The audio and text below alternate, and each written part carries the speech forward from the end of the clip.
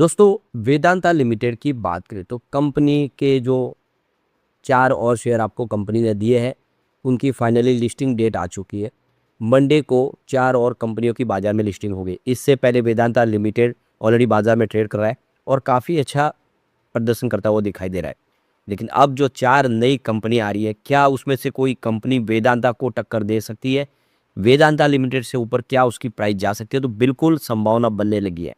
कौन सी वो कंपनी है जो इससे शानदार कर सकती है और कौन सी ऐसी कंपनी है जो डिविडेंड के मामले में आगे निकल सकती है, क्योंकि वेदांता लिमिटेड को हमेशा डिविडेंड का बादशाह कहा जाता है। बहुत अच्छा डिविडेंड कंपनी देती है, लेकिन अब 5 टुकड़ों में कंपनी बंटने के बाद पूरा का पूरा सिनेरियो बदल जाएगा। तो यहाँ पे लेटेस्ट जो अपडेट निकल के आ रही है उसको समझेंगे और लिस्टिंग में क्या रणनीति अपनानी चाहिए, किस तरह से आपको आगे बढ़ना चाहिए, उन सारी बातों को जानेंगे इस वीडियो के माध्यम से। जिनके पास वेदांता के शेयर नहीं है उनके लिए क्या अपॉर्चुनिटी है इस समय, वो भी जानेंगे। लेकिन फ्रेंड्स, उससे पहले अगर आप पहली बार हमारे चैनल पे आए तो चैनल को सब्सक्राइब कर दीजिए, एक बेल आइकॉन दबा दीजिए ताकि जब भी नया वीडियो बने पहला नोटिफिकेशन आपको मिले। वीडियो पसंद आए तो लाइक से जरूर कीजिए।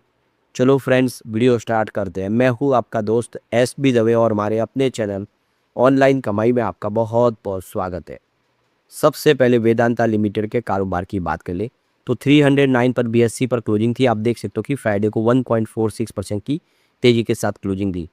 तो थर्सडे की जो क्लोजिंग थी वो देखो 305 पर थी और यहाँ पे देख सकते हो कि 314 पर पॉजिटिव शुरुआत हुई। वैसे ये दिन भर का हाई बना, आप देखें इससे आगे स्टॉक बढ़ नहीं पाया। सुबह सुबह काफ़ी पॉजिटिव माहौल बना, फिर यहाँ पर देखें तो थोड़ा प्रॉफिट बुकिंग आई है, इसकी वजह से 303 का लो भी बना है। ये आप समझे, लो का मतलब ये है कि जो क्लोजिंग गुरुवार की प्राइस है उससे नीचे गया था 2 रुपये। तो दिन में कुछ गिरावट हुई लेकिन उसके बाद में रिकवरी भी हुई है। 1.5% पॉजिटिव माहौल के साथ इसने क्लोजिंग दी है, क्योंकि आने वाला जो समय वेदांता के लिए काफ़ी अच्छा होता हुआ दिखाई दे रहा है। वैसे 13.73% का डिविडेंड पे आउट करती है कंपनी और अब ये सवाल है कि आगे का परिपाटी क्या रहेगी। यहाँ पे जो बड़ी अपडेट निकल के आ रही है वॉल्टर ट्रेडिंग लिमिटेड, तो ये देख सकते हो कि ऑडिट और रिस्क मैनेजमेंट कमेटी है वेदांता लिमिटेड की, उन्होंने अपनी रिपोर्ट जारी की है कि कंपनी की तरफ से क्या शेयरों में कुछ यहाँ पे गिरवी रखे गए थे, तो उनको लेकर यहाँ पे इन्होंने अपनी रिपोर्ट जारी कर दी है। तो सेबी के रूल्स रेगुलेशन के तहत जो जानकारी शेयर करनी चाहिए उसी को लेकर शेयर एक्वेशन या टेक ओवर को लेकर जो जानकारी है वो यहाँ पे दी गई है। तो ये देख सकते कि रेगुलेशन 314 के सिक्योरिटी एक्सचेंज बोर्ड का जो रूल्स है उसके तहत शेयर और जो शेयर टेक ओवर्स वगैरह की है रेगुलेशन 2018 उसके तहत जो अमेंडमेंट हुआ है, टाइम टू टाइम जो अमेंडमेंट होता है उसको जानकारी देनी होती है।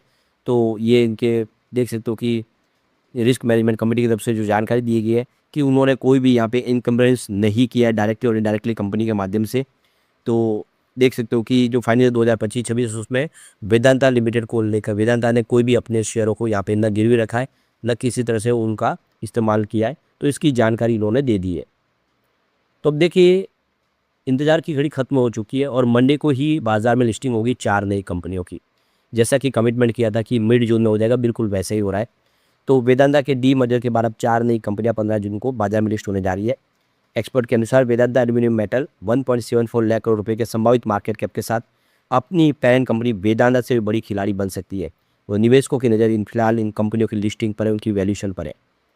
ये देखिए कि वेदांता के लिए सोमवार का दिन बहुत महत्वपूर्ण होने जा रहा है। डीमर्जर के बाद 4 नई कंपनियां, जिसमें Vedanta oil and gas, Vedanta power, Vedanta aluminium, Vedanta iron and steel, ये सारी कंपनियां NSE और BSE पर लिस्ट होने जा रही है।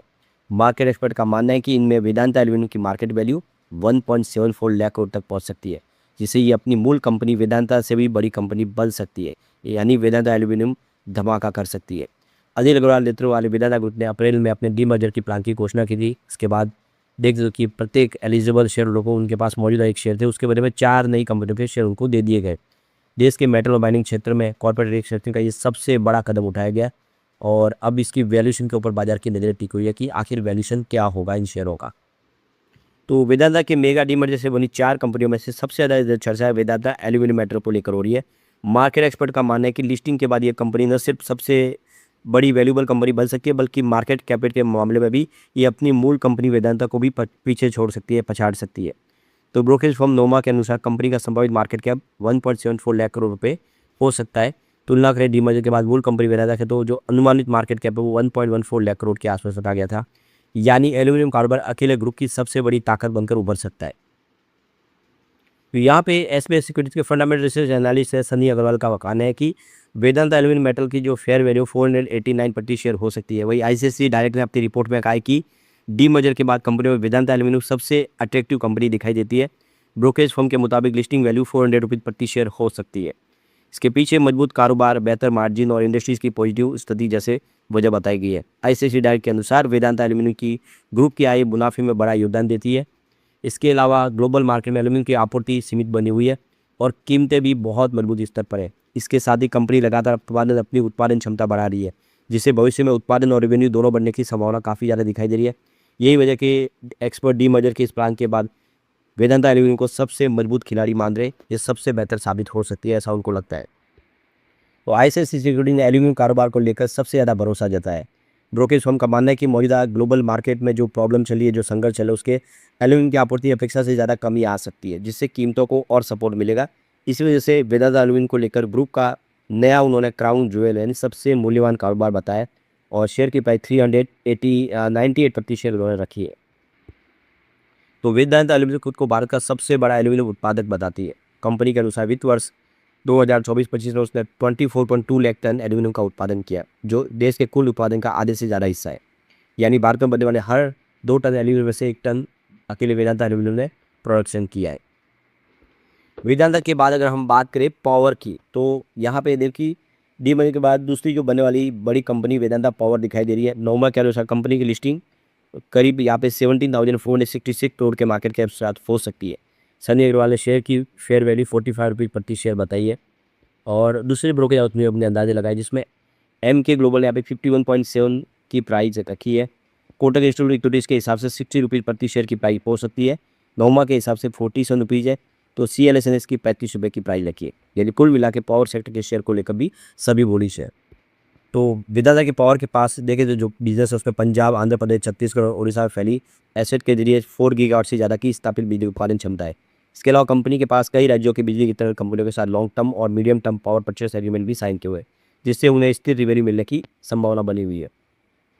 वेदांता ऑयल एंड गैस की बात करें तो एसबीआई सिक्योरिटीज के सनी अग्रवाल के मुताबिक ऑयल एंड गैस की फेयर वैल्यू 42 रुपये प्रति शेयर हो सकती है। वहीं नोवा ने कंपनी का संभावित मार्केट कैप 15,824 को भी दाका है।